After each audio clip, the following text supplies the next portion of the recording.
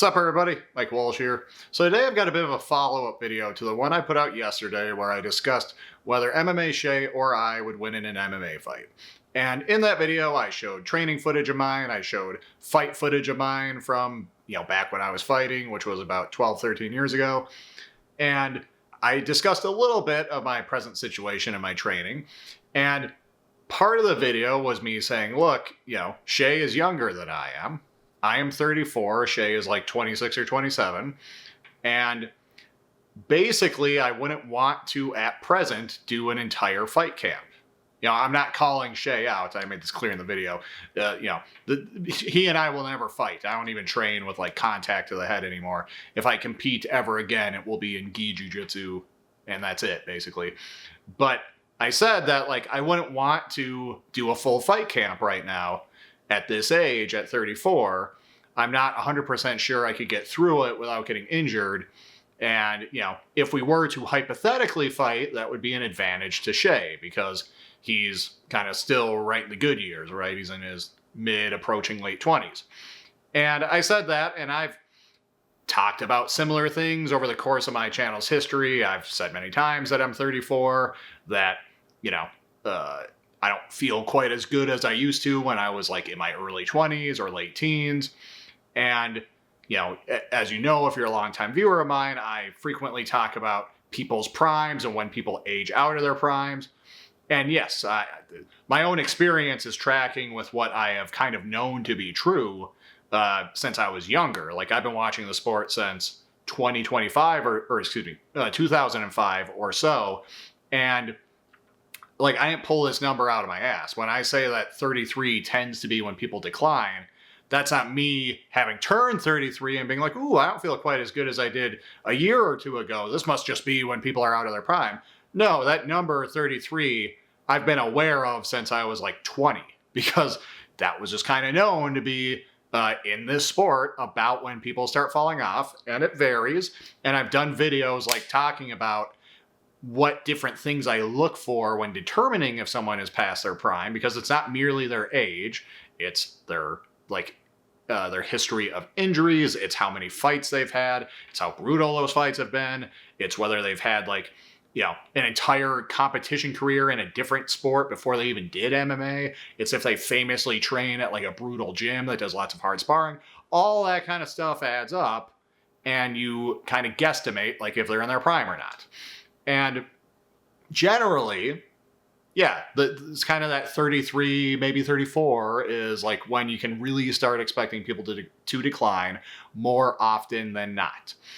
And so the reason I'm making this video is because some bozo in the comment section of that one was trying to argue with me and say that you're only 34, you should still be in your prime, and this is bullshit. You're only 7 or 8 years older than Shay. And it wasn't worth engaging with him because he was clueless, but I thought it would be worthwhile making a video about it, though, so I can kind of, share what I would have explained to the audience, share it to everyone else, because this could be valuable or insightful information here. Because, yes, apparently some people, and he's not alone, some people also sort of hinted at the idea that I make it sound like I'm older than I am and that I'm more washed than I am. So I'm gonna go into detail here, and I'm gonna clear up any misunderstandings here. I'm gonna tell you a bit about how I train, what I can still do, and what I have done in the past, okay? Because, yes, I am 34. I noticed, basically from about 32 onward, a meaningful decline. I feel there was a bigger decline from age 32 to present than there was from age 19 to 32.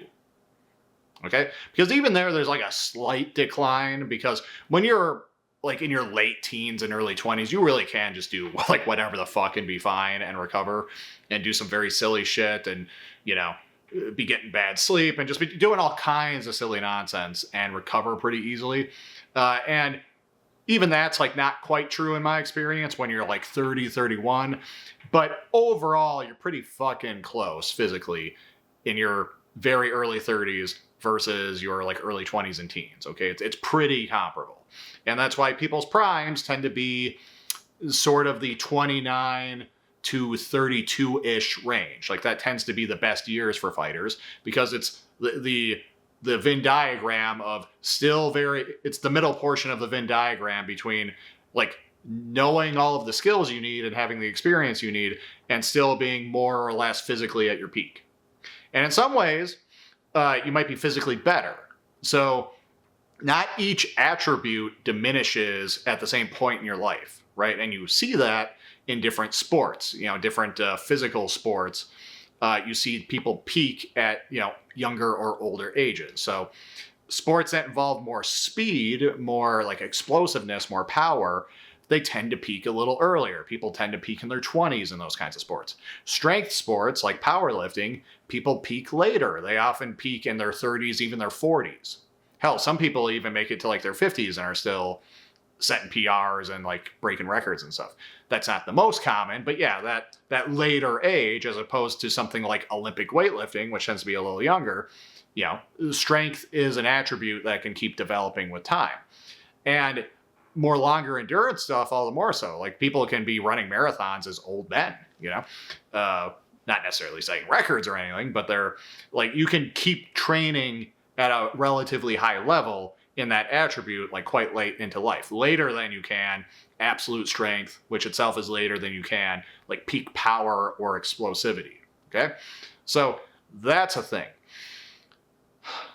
With me personally, and I'm going to give you some of my backstory here, training-wise. Like, I have been training consistently. I have been training regularly, meaning I never just took, like, big stretches of time off, barring, like, being injured or something, which I have not been injured very often, okay? And I'll even go into some detail about what I hurt and when and how.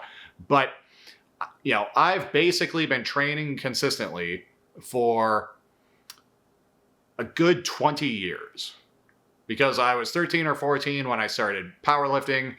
And ever since then, I've been doing at all times some version of resistance training.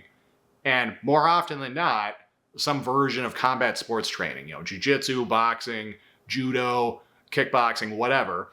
I've been doing some combination of those two things for, like 20 years. And it has taken a toll. It's taken a toll in different ways. So, for example, I don't really consider this like a major injury, but this right elbow of mine got hyperextended during a grappling session, like a few years ago. I was doing jiu-jitsu and some guy got me in an armbar and he applied it a little too quick and I had just not quite enough time to tap and it jarred my elbow. It wasn't some catastrophic injury, but I sat out a little bit, it took some days off and whatnot, kind of let it heal up and it more or less recovered. But to this day right now, like that thing acts up and certain things aggravate it more than others. If I'm really pursuing like PRs in pressing exercises, if I'm pursuing PRs in the bench press and the overhead press, like often that elbow starts acting up pretty quick. And that's that's anecdotally true for all kinds of people. Like my brother is older than I am, and he's stronger than I am. Like to put in perspective, his bench press PR is 390 pounds. That's pretty fucking good. It's, it's not world class elite or anything, but it's pretty fucking strong and stronger than me. And he's told me several times how in the past he hurt his wrist, he injured his wrist bench pressing, and basically, the only thing that's really kept him from hitting 400 pounds or 405, which is the more common goal because 405 is 4 plates, the thing that's kept him from hitting that, according to him, because he's had moments where he's clearly felt strong enough to that he probably could hit it. But the thing that keeps him from it is that anytime he really starts pushing that, anytime he really starts getting into the kind of mid to high threes with any regularity with his training, his wrist starts acting up really bad. And he's like, always feels like he's teetering on injuring his fucking wrist whenever he chases that PR. And it's his speculation that if that wrist were okay, he would have hit 400 already. And that makes sense.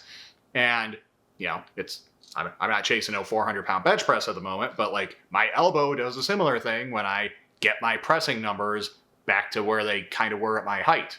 Because at present, none of my lifts are at their best. I'm actually coming off of a separate elbow injury on this elbow that, like the other one, had nothing to do with like lifting weights or anything. But, I've hurt stuff over the years, and some of that has lingering effects. Sometimes not. Like I hurt my back. Like this is a funny story. I hurt my back and actually to pull out of a fight because I was using a glute ham raise machine and I was getting on top of it and I slipped and like fell forward and like scorpioned over myself and hurt my back. And thankfully that's like more or less been fine since then. I also like broke my big toe and had to pull out of a different fight because I was sparring and I just happened to like kick the guy's knee with my big toe. I was throwing a low kick and he kind of checked, and it was like just the part where neither of us were padded, and it was like right on the bony part of his knee, and it just like snapped my big toe real bad. Like that has happened. And I've just had tweaks of all different kinds over the years. Just, stuff gets wrenched when you're training, whether it's a submission, whether it's just wrestling and scrambling. Thankfully, this didn't really lead to anything serious, but like I remember once a long time ago, I was wrestling with someone and he kind of had an over-under position and he wrenched me over really bad and my foot got stuck and it twisted outwardly. So I was basically like heel hooked into the floor and I heard lots of popping as I went down. And I was genuinely worried, like, fuck, like, oh no. But thankfully, it wasn't that bad and it didn't like lead to anything. I didn't even have to like stop training more than like a day or something. But stuff like that happens and it adds up. And as I get older, training really heavy in the weight room, it more and more like just makes my body feel discomfort, makes it feel achy. Like if you saw the video I put out yesterday, the video about me versus Che, you saw a clip of me deadlifting 500 pounds for a set of 5. So for me, like 405 is not a heavy deadlift at all. But if I start lifting that much, like if I'm doing deadlifts and I start lifting more than 400 pounds, I do start noticing it. Like my hips get tight and sore and my back does, and just my joints get stiffer because that's a lot of goddamn pressure to be putting on your joints and be putting on your body. And doing that like time after time after time, and doing that year in and year out, and doing that, yes, as you enter your like mid fucking 30s, it takes a bigger toll. And in terms of training, like, again, I've been doing all kinds of combat sports training since I was a teenager. In terms of resistance training, I've done all kinds of stuff. Like I got initiated into powerlifting because my brother, like his best friend, and now like my best friend as well, was a personal trainer. He was very much into powerlifting. He had like gone and done the seminars with Louis Simmons and Dave Tate and those guys. And he showed me the ropes and he coached me for a while. And then ever since then, I've been like a student of the game, and me, him, and my brother have been all sort of mutually training together on and off and stuff like that, and bouncing ideas off each other and whatnot. And I've tried all kinds of shit. Like I've done powerlifting, I've done bodybuilding, I've done all sorts of different periodization programs. I've done different types of like bodybuilding approaches, whether it's a high volume approach, a high intensity approach, bro splits, upper lower, push-pull legs, hybrid approaches. I've played around with like odd lifts, so like Zerchers and stuff like that. I've played around with, especially when I was fighting, I was also doing other SNC stuff. I was doing lots of different conditioning modality stuff. I was doing more plyometric stuff, et cetera, et cetera. And, I'm a bit of a nerd for resistance training. This channel actually started as a resistance training channel. This channel initially was called Michael Walsh Training, not Michael Walsh MMA. And if you go back and watch my very first videos, they're fitness themed. They're like weight training themed.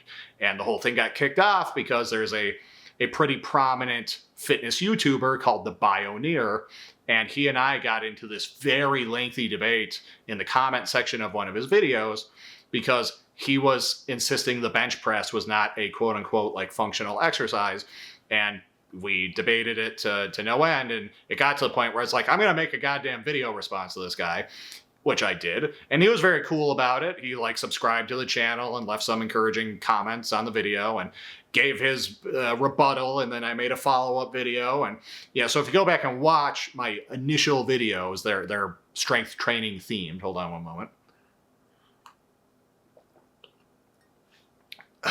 But yeah, that's my background. I've been doing different things, calisthenics, weighted calisthenics, whatever, in different ways throughout my, again, the last like 20 years or so.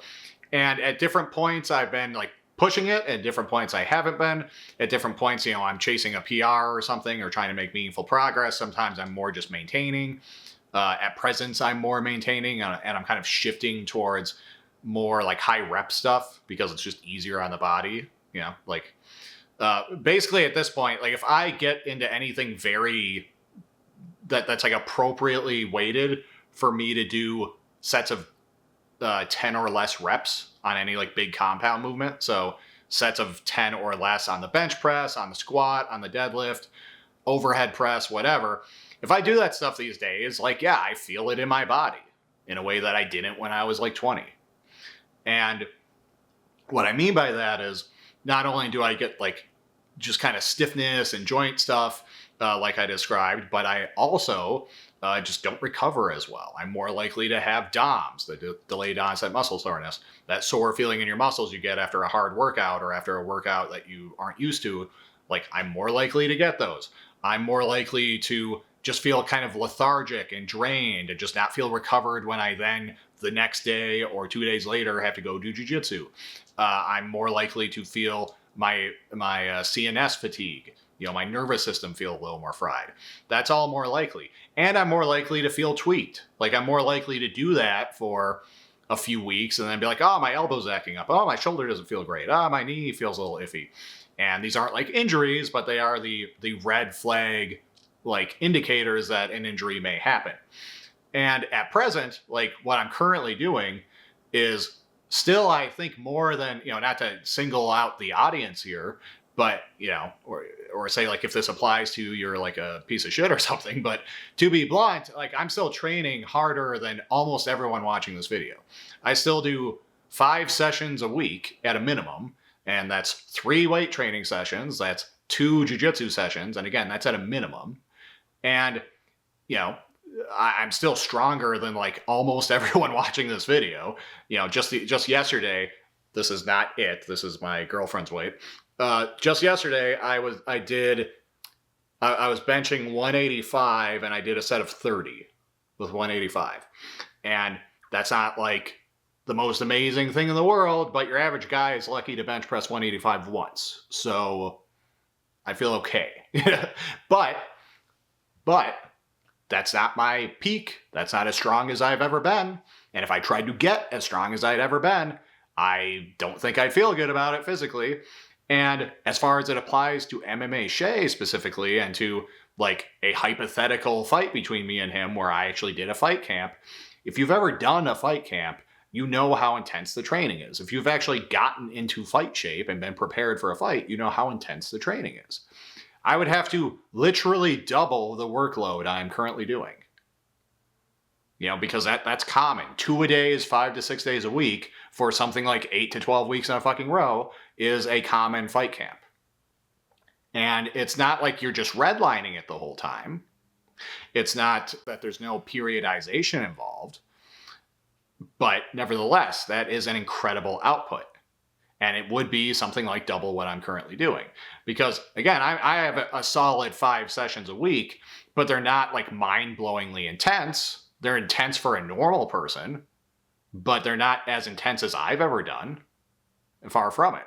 But if I trained as intense as I could in the past, it would add up much more quickly now. And that's not to say in the past I was just redlining it constantly. That's not true either. But, and I've just experimented again with all kinds of things. And some of it was stupid. Some of it wasn't. Some of it worked out. Some of it didn't. But it was never just mindless like chaos. There was never just, I'm just going to max out every day, or I'm just going to like go balls to the wall and do 1 million sets and constantly to failure. And I'm going to use bad technique and this, that, and the other thing. And in the gym, I'm just going to be in gym wars constantly. And yeah, and I'm every jujitsu session is going to be like a competition round, and we're just going to be going nuts and diving on submissions and this, that, and the other thing. No, that would be silly. It's not that I've never done any of those things, because you don't train for 20 years and never do anything silly. But even when you're being responsible, and even when you're doing the rehab and prehab stuff, like me, I'm a nutrition guy. I do all kinds of shit for my nutrition, and I'm big into hydration. And I have always done since I was in my teens. And I actually credit this for some of why I haven't been injured more frequently in my training career. The only injuries I've had have been like kind of weird accidents. None of them have been a result of like overtraining or bad programming or anything. But I've always done Aaron Mattis's active isolated stretching. I do like the full protocol, and that's incredibly restorative, I find. And yeah, I'm a guy who's always believed in warming up. I used to have to yell at my dad, of all people, because my dad is quite a strong guy. I think he's like naturally stronger than I am, and he could just never train and just kind of waltz into the garage and just bench press 250 or something, while having like not touched a weight in years. You know what I mean? And that's not insanely heavy, and that's like definitely like I've benched much more than 250, but like, but it was still like impressive that he could just do that. But he would often do that kind of shit without warming up, or he'd come out and be like, "Oh, years ago, he'd come out and I'd be like deadlifting, and I'd have like over 400 pounds on the bar or something, and he would just come up and like do a single with it without warming up, and I would always say like, dude, you got to warm up. You're gonna, this is a terrible idea. Like, you need to warm up. You need to kind of ease your body into that. And he had this kind of old school like, but in real life you don't get to warm up, and it's like, yeah, but in the gym you do. It's not about like replicating the hazards and unideal conditions of real life in the training room. It's about not letting the training room get you hurt. So I've always been a believer in that kind of shit. And yet, with all that, this is about how much I currently train. And if I trained much more, and if I trained much more intensely, or up, and by intense is a strange word, especially in like the strength training space, because in the powerlifting community, intensity means like how close to your 1 rep max is it. So like training, 90% or above your 1 rep max is intense training. It's intensity training. Whereas in bodybuilding, intensity tends to mean like how close to failure or beyond failure are you training. But regardless of how you look at it, intensity in terms of heavy weight, intensity in terms of like approaching failure, volume, frequency, like any of these variables, if I push them now at this point in my life, again, I will either not recover as well, I will get my shit tweaked up quickly, or I will just generally feel like shit. Like I'll just feel like my joints will feel off, I'll feel tight, I'll just be low energy, etc. If I really try to push those things, in this like training combination I do, because I don't just lift weights, I do combat sports, and most of the wear and tear on my body is coming from the combat sports. But yeah, if I do that and then try to go to jiu-jitsu in a day or two, it's not going to work out very well for me at this point in my life.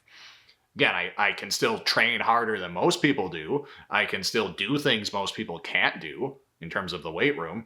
And I would still, again, not singling out audience members here, but I would still like kick the shit out of almost everyone watching this video. And if I couldn't kick the shit out of you, then more power to you. You must be a well-trained person. You must be a good fighter. You must be a good martial artist. You must be a good athlete. No shame in your game, as they say. But that is the reality. Like when I talk about not being in my prime, when I talk about not feeling as good as I used to, me being diminished is still above what most people are. I mean, that's just the reality. It's not me being arrogant. It's me saying a fact. Okay. But my present state yeah, physically, it's not what it was 10 years ago. It's not even what it was like 3 years ago. And if I had to do the kind of shit I had to do to be a fighter right now, if that happened, if I fought MMA Shea and had to put in an 8-week or 12-week camp and go fight a dude, I wouldn't like that. I'm not sure how well I would hold up. I'm not saying I couldn't do that. I'm not saying it's a guarantee that I would get hurt doing that. But I think there's a meaningful chance. I think if you told me, like, yeah, there's like a 40% chance that before you get to the fight, you injure yourself somehow. I would, I don't know. There's no way to know what that figure is. But if you told me it's 40%, I wouldn't think that's crazy. I'd be like, yeah, that sounds reasonable. And if you told me, like, or you're not going to injure yourself, but you're just not going to be able to do it. You're going to do that for like a week. Even if you kind of start from now where you're still I'm in shape right now. I can train kind of hard right now. If I started where I'm at and then entered a fight camp and started doing that work capacity or started doing that workload, I wouldn't have the work capacity.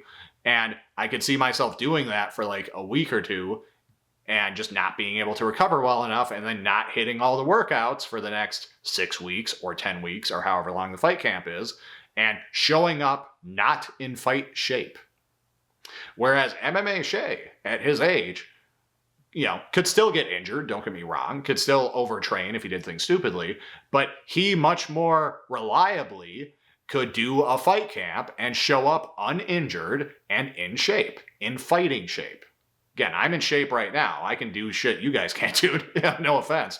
But, and I'm not some freak athlete or some freak physical specimen, but I ain't no bum at present. But I am not in fight shape. I cannot right now go do 3 5-minute rounds at a full blown fight pace and keep it up. I couldn't do it.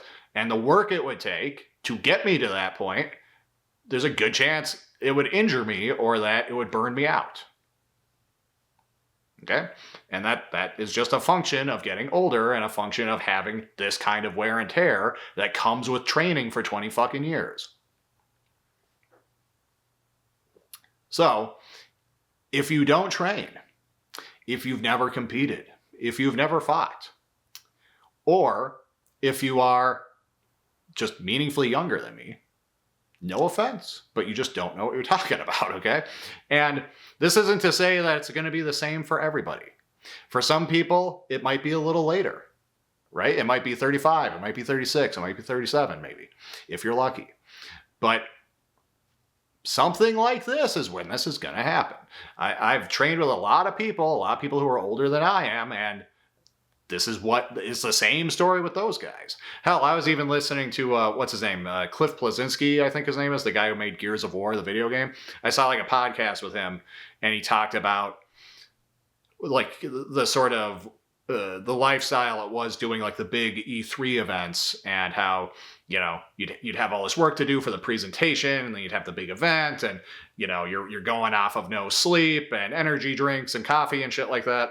And he's like, and you can do that stuff into your earlier mid-30s, but past that, fuck that, I'm not doing that anymore. And surprise, surprise, what's the figure he threw out as his anecdotal kind of cutoff for how old you can do that shit? Early to mid-30s. What are the odds? Color me surprised. Hold on a second. So it'll vary. It'll vary a bit. And even athletes, I stand by that 33 for fighters is more often or not going to be about when you should start expecting them to diminish. But even there, elite fighters are a bad baseline for normal people. Elite fighters are great athletes. And it's a sport that selects for people who have very durable fucking bodies. It's a sport that selects for people who don't injure easily and, can recover well because it's a sport that has an insane, amount of workload in terms of training. So they're just not a good, group of people to look at anyways. And even they, more often than not, start diminishing in that time frame. Well, they do. So, don't get me wrong, if you are one of those people, if you are an athletic freak who's insanely durable and recovers incredibly well, and or if you are on gear, yeah, you might not start falling off in your like kind of early to mid 30s and that sort of 33 to 35 ish range. That might not happen to you. But even there, it can only go for so long. And there's other stuff that factors in. I think I'm a little plagued as well because I'm a bit of a taller guy. I'm not a giant or anything, but I'm a good 6 foot, 6'1". And like Lee Haney talked about this. Lee Haney is one of the greatest bodybuilders to ever live. He has, I think he's still, like, is he tied for the most Olympias? I think he's tied with Coleman, if I recall correctly. But anyways, like one of the all-time great bodybuilders and one of the most aesthetically pleasing bodybuilders and a really cool guy. And he talked about this. He said, look, I didn't lift as heavy. He believed in a pre-exhaust system where instead of, like if he's doing squats for his legs, instead of doing squats with like 400 pounds, he'd pre-fatigue the legs with other exercises that are less damaging, less taxing. And then when he squatted, he could do less weight. He could do, 275 or 315 or something and get the same effect, or so he thought, or so he argued, despite using less weight because the legs were tired going into it. And part of his argument was, because I saw he was doing a seminar and he was talking about Franco Columbu, who, was one of Arnold Schwarzenegger's friends and training partners and peers, and himself a Mr. Olympia. He was in Pumping Iron, if you've seen it. And Lee Haney was talking about Columbu, and he said, Columbu was insanely strong because he was a strongman competitor and a boxer before he became a bodybuilder. And he did some pretty freaky shit in the weight room. And he said, look, part of the reason he could do that is because he was shorter. He had shorter limbs. He was shorter in stature. And he said, look, shorter people have better leverages. And this isn't me arguing who's stronger, short people or tall people, and what's more impressive if a short guy bench presses 315 or if a tall guy does it. No, what he was talking about was the shorter your bones are, the less pressure there is on your joints. So what that means is, it's because the lever is shorter. So what that means is, imagine I'm doing good mornings, okay? I've got the bar on my back and I'm hinging at the hip and bending forward and doing this with my body with the bar on my back. If I do that with, 315 and you do that with 315, it might be the same weight, but there's more pressure on my back because it's the same weight, but at a longer point on the lever, right? It's going to create more force down here if it's out here pushing versus down here pushing. And that applies to everything. That applies to pressing. If you're doing overhead pressing or something, your elbow, or, it's a longer bone. The lever is, is causing the same weight to create more stress on the joint. Same with your knees and with squatting and everything else. So even something like that can factor in. A taller person might start, falling off in the sense that they can't train as hard earlier than a shorter person. So there's no one size fits all rule or anything. It is Pirates of the Caribbean, right? It's guidelines rather than actual rules. And I talk about that when I talk about people being past their prime. I talk about that in all the videos where I explain what being past your prime actually means. Where again, it's not one thing. You can't just look at the age. You've got to look at other stuff. And even there, you're estimating. You don't know for certain.